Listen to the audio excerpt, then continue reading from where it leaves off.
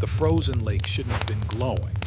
Ethan Cross had patrolled these northern forests for 7 years and knew every natural phenomenon the wilderness could produce. Violet light pulsing beneath cracked ice wasn't one of them. He approached cautiously, rifle slung across his back, more for wolves than anything else, but caution had kept him alive out here. The ice groaned ominously, fracture lines spreading like spider webs from a central impact point. Something had crashed hard and recently, the snow around the site still steaming from residual heat. Then he saw her. She crawled from the wreckage on hands and knees, her movements uncoordinated and desperate. Human-shaped but clearly not human. Those elongated ears sweeping back from her head marked her as something else entirely. Therasi, his mind supplied from half-remembered news reports about first contact. She was young, looked barely 20 in human terms, and she was dying from exposure even as he watched. "Hey," Ethan called, moving forward. "Don't move, the ice is unstable." She jerked toward his voice, eyes wide with terror. Didn't understand him. Right. Communication barrier. He switched tactics, raising his hand slowly, making himself as non-threatening as a 6-foot man with survival gear could manage. The ice cracked loudly. The girl, Kira, he'd learn later, but right now she was just a scared alien freezing to death, scrambled backward and nearly went through into the water. Ethan moved on instinct, years of rescue training overriding thought. He distributed his weight, pulled the thermal blanket from his pack, and reached her just as the ice beneath her gave way. His hand closed around her wrist, hauling her onto more solid ground as freezing water fountained up through the break. She fought him at first, panic making her strong. Ethan absorbed a blow to his ribs and kept moving, pulling her away from the unstable lake, wrapping the blanket around her shaking form. The sky was already darkening with the kind of storm that killed unprepared travelers. No time for introductions, no time for fear, just survival. He got them a quarter-mile into the tree line and built a shelter with practiced efficiency, fallen logs, pine boughs, his emergency tarp creating a windbreak. The fire came next, hands moving through muscle memory older than civilization.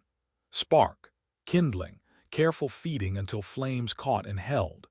Kira huddled on the opposite side, watching him like a trapped animal, shivering so violently her teeth clicked together. Outside, the storm began to scream. 3 hours into the storm, Ethan had established a rhythm. Tend the fire, check Kira's condition, scan the darkness beyond their shelter. Repeat. The wilderness didn't care about first contact protocols or interspecies relations. It only cared about temperature and survival, and right now both were questionable. Kira had stopped shivering as violently, which was either very good or very bad. Ethan offered her his canteen, water purified through his filter. She stared at it like it might be poison. He took a drink himself, then offered it again. Universal gesture, safe. She accepted with trembling hands, drank deeply, and something in her posture relaxed fractionally. Food next. Ethan pulled out an emergency ration bar, broke it in half, ate his portion, offered hers. Same hesitation, same eventual acceptance. Her ears, he'd noticed they moved expressively, were still pinned flat against her head. Fear, stress, probably both. He pulled out his small notebook, started drawing, simple pictures. Shelter, fire, sun rising, rescue craft. Pointed to each, then to the real thing or gestured to indicate future. Morning, help coming, safe. Kira studied the drawings with intense focus, her ears tilting slightly forward. Understanding, maybe, or at least trying to understand. Around midnight, the wolves started calling. The sound rolled through the forest, predatory and hungry. Kira's entire body went rigid, her ears shooting upright. She didn't need translation to recognize a threat. Ethan fed the fire, built it higher. Flames were the oldest defense against the dark and everything living in it. He positioned himself between Kira and the shelter entrance, a burning branch in one hand. His eyes caught movement in the darkness, yellow eyes reflecting firelight, circling but not approaching. Another howl closer. Kira made a small sound of fear. "It's okay," Ethan said quietly, knowing she couldn't understand the words but hoping his tone would carry meaning. "Fire keeps them back. We're safe." The wolves circled for 20 minutes that felt like hours, then withdrew.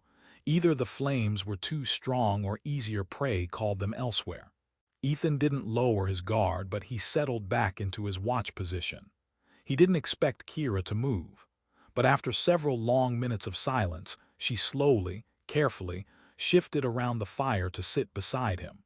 Not touching but close, choosing proximity over isolation. Ethan didn't react beyond a slight nod. This was her choice, her trust. He'd protect it as carefully as the fire. By 2 in the morning, Ethan had learned to read Kira's ears better than most people read facial expressions. Forward meant interest or attention. Flat meant fear. The slight rotation she was doing now, half forward, angled toward him, seemed to indicate cautious trust or maybe confusion about why she felt it. She sat close enough that he could feel her still occasional shivers, wrapped in every thermal blanket he owned, while he made do with his jacket. The fire burned steady between carefully rationed fuel additions. Outside, the storm continued its assault, but their shelter held against wind and snow. Kira's eyes kept closing. She'd jerk awake, force them open, then minutes later repeat the cycle. Exhaustion and shock catching up with adrenaline's retreat. Her body was demanding rest it desperately needed. Ethan watched her struggle against sleep and recognized the problem. She didn't feel safe enough to let go completely. Still half convinced she might wake up to danger or that he might become danger. He shifted slightly, gestured to his shoulder, then to the ground beside him. Made a pillow motion with his hands, then closed his own eyes briefly. Trying to communicate, "You can sleep. I'll keep watch. You're safe." Kira stared at him with those large eyes, more expressive than human eyes somehow, or maybe it was just that her ears added another layer of readable emotion. She looked skeptical, looked exhausted, looked at the dying fire and the darkness beyond, then back to him. Whatever calculation she made, need outweighed wariness. She leaned against his shoulder slowly, testing whether he'd react badly. When he simply adjusted his position to better support her weight, she let herself settle fully. Within minutes, her breathing evened into sleep. Ethan became absolutely still, a living pillar, an anchor in chaos. He'd kept watch over injured hikers before, maintained vigils through dangerous nights, but this felt different, more significant. She'd chosen to trust him, an alien girl crashing into a hostile world, choosing to believe a stranger would protect her while she slept. He fed the fire carefully, maintaining warmth without wasting fuel. His body ached from the static position, muscles protesting the lack of movement. Didn't matter. Moving would disturb her, and she needed this rest more than he needed comfort. The fire burned lower. The storm began to ease, and Ethan kept watch as darkness slowly surrendered to gray dawn, guarding the trust sleeping against his shoulder. The last embers were fading when Kira stirred against him, consciousness returning in slow stages. Ethan felt her stiffen as awareness came back. She was leaning against the human, had slept the entire night, was somehow still alive and safe. She pulled back quickly, embarrassment or uncertainty coloring her features. Those expressive ears flattened slightly, though not with the same fear as before, something closer to awkward self-consciousness. Ethan simply smiled, offered her the canteen like it was the most natural morning routine in the world.